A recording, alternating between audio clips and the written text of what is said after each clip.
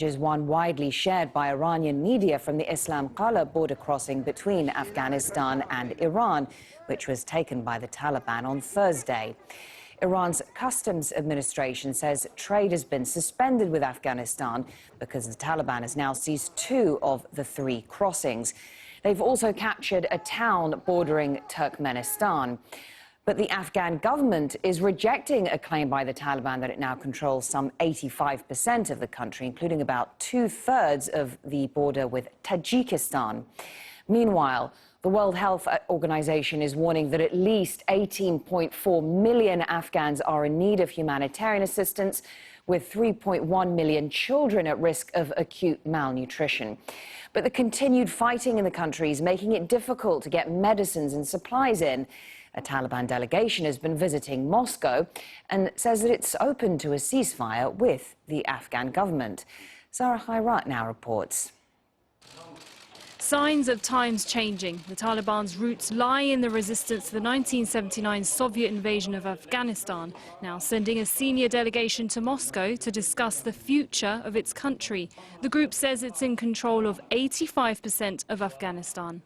The delegation has pledged to consider a ceasefire with the government and stop its assaults if ongoing talks in Qatar succeed and if certain criteria are met.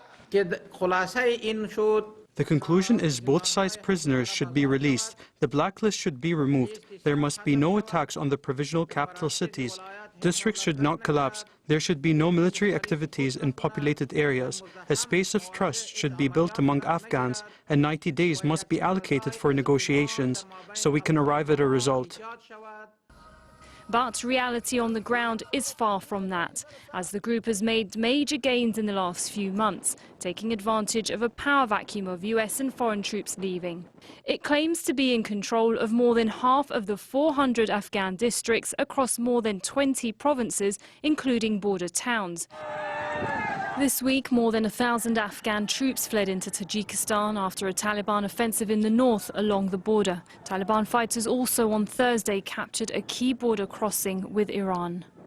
Russia has warned it will use force if any cross-border violence occurs. The Taliban have quickly taken many border districts and now has control of about 2/3 of the border with Tajikistan.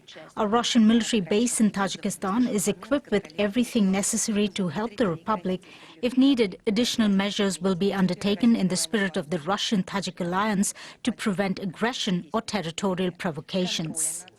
Last week, the Afghan government told Al Jazeera it won't collapse as a result. But the Taliban says it wants to lead an inclusive government that respects minorities, women and men in education and employment. The Taliban have demonstrated no appetite whatsoever for any concessions. They have consistently told their own membership, the men who are fighting on the ground, is that they have one unalterable goal, which is complete military victory and re-establishment of a Taliban-dominated government without any form of coalition with any other party. In Moscow, the Taliban said it wants humanitarian support to continue in areas under its control, but aid agencies are struggling to get medical supplies into Afghanistan, and many health workers are fleeing the violence. An escalating violent conflict, a pandemic that continues to spread, and now a natural disaster in the form of the recently declared drought.